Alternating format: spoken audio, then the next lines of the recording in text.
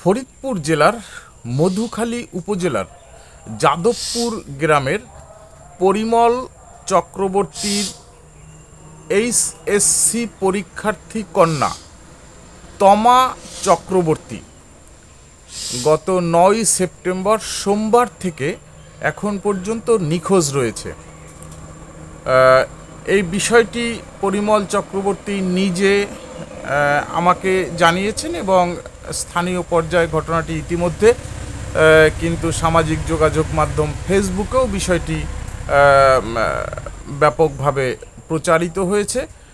তো ঘটনাটি এরকম, পরিমল চক্রবর্তী যেটা জানিয়েছেন যে ঘটনাটি এরকম, গত ৯ সেপ্টেম্বর সোমবার সকাল 10টায় তার মেয়ে তমা চক্রবর্তী এইচএসসি পরীক্ষার্থী ছিল, এই বছরের চলমান এইচএসসি পরীক্ষার্থী ছিল। সে গত ৯ সেপ্টেম্বর সোমবার দিন সকাল 10টার সময় তার যে কলেজ জামালপুর ডিগ্রি কলেজ, সেই কলেজে যাওয়ার উদ্দেশ্যে বাড়ি থেকে বের হয়েছে। বাড়ি থেকে বের হওয়ার পরে জামালপুর বাজার অতিক্রম করার পরে সে মূলত নিখোঁজ হয়েছে। এই বিষয়টি দুপুরের পরে যখন তার মেয়ে বাড়িতে যাচ্ছে না তখন কিন্তু আসলে ঘটনাটি ধরা পড়েছে এবং জানতে পেরেছে যে তার মেয়েকে খুঁজে পাওয়া যাচ্ছে না। মেয়ে তমা চক্রবর্তীর কাছে একটি মোবাইল ফোন ছিল, সেই মোবাইল ফোনে যখন তারা কল দিচ্ছে ফোনটি বন্ধ পাচ্ছে।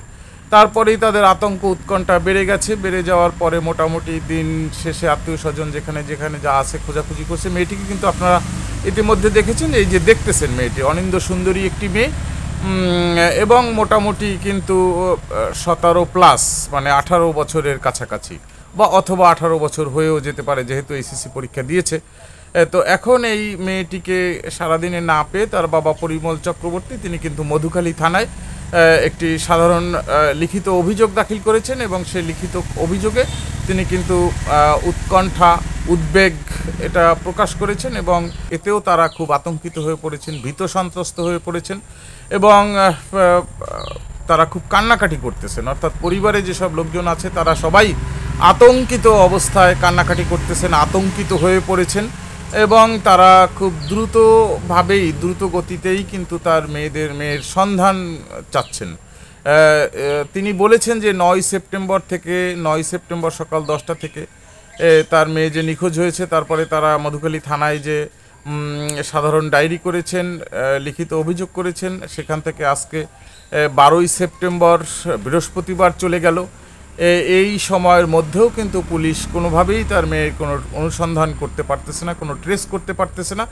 এটি আসলে কেমন একটি লক্ষণ। যদিও তার মেয়ের হাতে থাকা ফোনটি বন্ধ, তো ফোনটি বন্ধ সেহেতু হয়তো পুলিশকেও একটু সময় দিতে হবে। পুলিশেরও তো এটা অনুসন্ধান করে খুঁজে বের করতে একটু সময় লাগতেই পারে, এটা ঠিক। কিন্তু তারপরেও 4 দিন যেহেতু হয়ে গেছে ঘটনাটি, এই বিষয়টি নিয়ে তার পরিবার, তার স্বজনরা যথেষ্ট আতঙ্ক উৎকণ্ঠা মধ্যে রয়েছেন।